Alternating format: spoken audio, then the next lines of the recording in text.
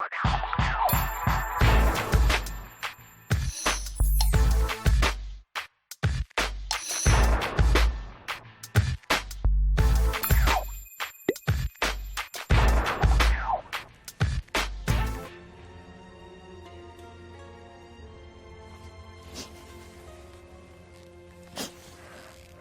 आप रो रही हैं? अभी तो सलीब का सीन भी नहीं आया और आप रोना शुरू हो गई। मुझे पता है यासिफ, लेकिन मैं सोच रही हूँ कि आज की कलीसिया कितनी मुख्तलिफ है। अब देखिए, ईद फसा के दिन खुदावंद अपने शागिर्दों के गंदे पांव धो रहे हैं, जबकि ये सब कुछ तो शागिर्दों को करना चाहिए था। नहीं, वो तो आपकी बात ठीक है, लेकिन खुदावंद यीशु मसीह हम जानते हैं कि वो खिदमत करवाने नहीं बल्कि खिदमत करने आए थे। मगर आज का चर्च देखें कितना मुख्तलिफ है। हम आज के चर्च में देखते हैं कि हर तरफ एडमिनिस्ट्रेशन की बातें होती हैं, पोजीशंस की बातें होती हैं, मैनेजमेंट की बातें करते हैं, लेकिन जो मॉडल खुदावंद ने पेश किया था ये सब कुछ उससे कितना मुख्तलिफ है। हाँ, ये तो है, मुख्तलिफ तो है, लेकिन काश तक हालात कैसे भी हों, मैं ये जानता हूँ कि खुदावंद यीशु मसीह अपनी कलीसिया को कायम रखेंगे, क्योंकि कलीसिया खुदावंद यीशु मसीह का बदन है। और हम बात कर रहे थे कि खुदावंद यीशु मसीह शागिर्दों के पाँव धो रहे थे, तो शागिर्द खुद भी इस बात से ताज्जुब कर रहे थे कि खुदावंद यीशु मसीह उनके पाँव धो रहे हैं। वाकई में ये बहुत ही मुनफरिद बात है जो खुदावंद यीशु मसीह ने अपने शागिर्दों को सिखाई थी। देखिए, खुदावंद यीशु मसीह यहाँ पे सिर्फ अपने शागिर्दों को नहीं बल्कि वो अपनी ज़िंदगी से हमें भी ये सिखाते हैं कि खुदा की मर्ज़ी को अपनी ज़िंदगी में पूरा करना और फिर दूसरों की ज़रूरतों को अपनी ज़रूरतों से ज़्यादा अहमियत देना, यही खादमाना लीडरशिप है। लेकिन इलियासिफ, खुदावंद यीशु मसीह अपने शागिर्दों के पाँव क्यों धो रहे थे?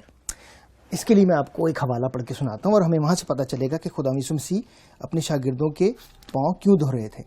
अगर आप मेरे साथ निकालें यूहन्ना की इंजील, उसका 13वां बाब और उसकी 4 आयत से हम 7वीं आयत तक पढ़ेंगे और फिर 12वीं आयत से 17वीं आयत तक पढ़ेंगे। और उसमें यूँ लिखा है खुदावंद यीशु मसीह के हवाले से, दस्तरखान से उठकर कपड़े उतारे और रुमाल लेकर अपनी कमर में बांधा। उसके बाद बर्तन में पानी डालकर शागिर्दों के पांव धोने और जो रुमाल कमर में बांधा था उससे पहुँचने शुरू किए। फिर वो शमौन पतरस तक पहुँचा और उसने उससे कहा, आए खुदावंद, तू मेरे पांव धोता है? यीशु ने जवाब में उससे कहा, जो मैं करता हूं तू अब नहीं जानता, मगर बाद में समझेगा। बस जब वो उनके पांव धो चुका और अपने कपड़े पहनकर बैठ गया तो उनसे कहा, क्या तुम जानते हो कि मैंने तुम्हारे साथ क्या किया? तुम मुझे उस्ताद और खुदावंद कहते हो और खूब कहते हो, क्योंकि मैं हूं। बस जब मुझ खुदावंद और उस्ताद ने तुम्हारे पांव धोए तो तुम पर भी ये फर्ज है कि तुम एक दूसरे के पांव धोया करो, क्योंकि मैं तुमको एक नमूना देता हूं, जैसा मैंने तुम्हारे साथ किया है तुम भी किया करो। मैं तुमसे सच कहता हूं कि नौकर अपने मालिक से बड़ा नहीं होता और ना भेजा हुआ अपने भेजने वाले से। अगर तुम इन बातों को जानते हो तो मुबारक हो, बशर्ते कि तुम उन पर अमल भी करो।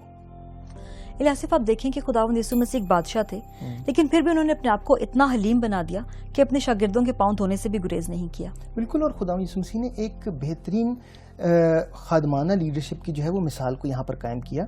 खादमाना लीडरशिप आसान नहीं होती, काफ़ी स्ट्रेसफुल होती है। और मैं समझती हूँ कि लोग लीडर को एक मुख्तलिफ अंदाज से देखते हैं। वो सोचते हैं कि लीडर वो है जिसके पास पावर है, जिसके पास इख्तियार है, जिसके पास रुतबा है। जी, दुनिया उसे ऐसे देखती है, लेकिन खुदावंद यीशु मसीह ने जो मिसाल कायम की है वो बिल्कुल मुख्तलिफ है। और मेरी ख्वाहिश ये है कि आज हमारी क्रिश्चियन लीडरशिप में, मसीह लीडरशिप में अगर सारे खादिम जो हैं वो एक खादमाना लीडर के तौर पर सामने आए तो कितना अच्छा होगा। इलियासिफ, मत्ती की अंजील में एक खादिम लीडर की बड़ी खूबसूरत मिसाल मिलती है। ये हवाला मैं आपके साथ पढ़ना चाहूँगी, जो कि मत्ती की अंजील उसके 20वें बाब में है और उसकी 26वीं आयत से लेके 28वीं आयत तक। जी। तुम में ऐसा ना होगा, बल्कि जो तुम में बड़ा होना चाहे वो तुम्हारा खादिम बने, और जो तुम में अव्वल होना चाहे वो तुम्हारा गुलाम बने। चूँकि इब्ने आदम इसलिए नहीं आया कि खिदमत ले, बल्कि इसलिए कि खिदमत करे और अपनी जान बहुतेरों के बदले फिदिया में दे। अशफाक, कभी कभी इस बात को समझना बड़ा मुश्किल लगता है कि खादमाना लीडरशिप में हम लीड भी करें और साथ खिदमत भी करें। खुदावंद यीशु मसीह ने इसकी मिसाल हालांकि हमारे सामने कायम की है, लेकिन मुझे ऐसा लगता है कि कभी कभी ऐसा तो नहीं कि हम सब कुछ खुद करना चाह रहे हैं, खुद चीज़ों को मैनेज करना चाह रहे हैं।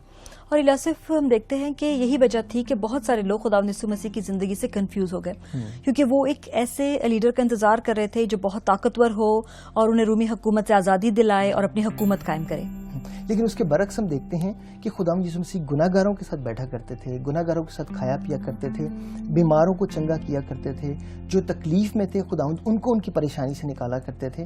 تو یہ خداوند نے ایک بڑی خوبصورت مثال ہمارے سامنے قائم کی کہ خادمانہ لیڈرشپ میں آپ خدمت کروانے نہیں بلکہ خدمت کرنے آئے ہیں. اور آپ کو یاد ہوگا کہ جب خداوند یسوع مسیح جی اٹھے اور اپنے شاگردوں سے ملے تو وہاں پر بھی انہوں نے ان کے لیے ناشتہ بنایا.